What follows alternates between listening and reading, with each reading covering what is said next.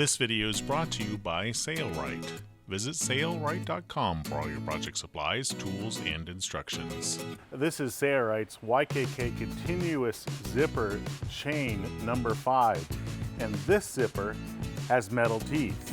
We'll show you how to install the slider and the stops. Sailrite carries a lot of different colors. These are only 3 of the examples, and we carry 2 different color of metal teeth, the nickel and the brass. When cutting your metal zippers to size, don't use a good pair of scissors. Use an old pair that you don't mind dulling, and it'll cut right through. Sailrite has a variety of sliders in both the brass and nickel color. So you can choose your slider which you think works best for your application. Why would you use a metal zipper? Well, sometimes a metal zipper just looks better in bags and purses, and sometimes even in the back side of a cushion. To install the slider on a number 5 metal chain zipper, we need to take a look at the profile of the teeth. So I'm going to pull this zipper apart here. And if you get a close-up shot here, you can see that there is a pointy end or an arrow here facing towards me, and then on the bottom you'll see a cup. And the arrow, when they're mated together from the opposite side, basically rests in that cup. So when you're installing a slider, you'll need to start on the cupped side or with the arrow pointing up. So my zipper's apart, and I'm going to slide the slider on from the cup side with the arrow pointing up, and the fat side of the slider is facing me. I'm going to try to do it so that I get both sides on evenly. So I'm going to push it into one side and then push the other side into the slider and then try to match them up evenly. And then I'm going to push the slider and wiggle it slightly. And now it is installed appropriately. Now, because I haven't pulled the zipper completely apart, it's a little bit stubborn to zip it. The easiest thing to do is to pull the zipper apart all the way, and then you can see how it operates. Closing it and opening it. Closing it and opening it. So I'm going to install the slider on the wrong end. The wrong end is indicated with the arrow pointing down.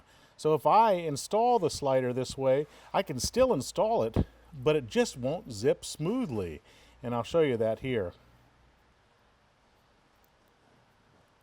Okay, so the zipper is on and it operates, but it is a dickens to slide.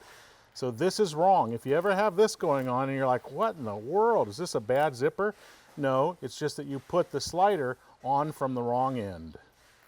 So you can start over again.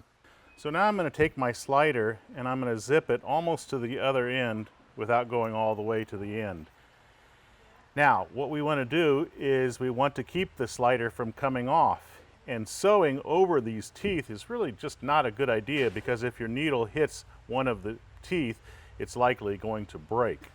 So what I'm going to do is I'm going to install one of these zipper stops. We have them available in brass or nickel. To do that, I need to remove some of the teeth on both sides. Typically, I remove about 4 or 5 teeth. To remove the teeth, I'm going to use needle nose pliers and a pair of vice grips. They don't have to be the exact same style of vice grip as this. Now, I can hold the flange with my hand, but it's a little bit difficult to do. So what I'm going to do is I'm going to grab the flange with the vice grips and make sure it has a good bite. So the vice grips are locked down.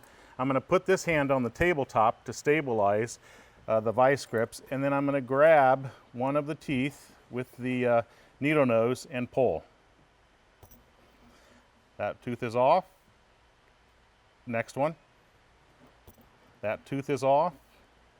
Now I can move the vice grips to this tooth, but I think I'm still close enough to it. That one's off. And then I'll move the vice grips to the end here. Now I'm not going to pull off the last tooth. I'm going to leave it in place because it usually destroys the flange.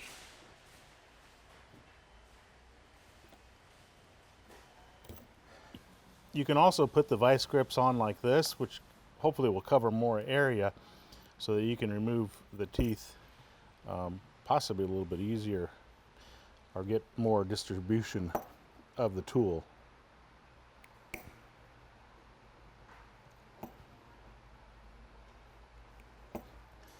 One more.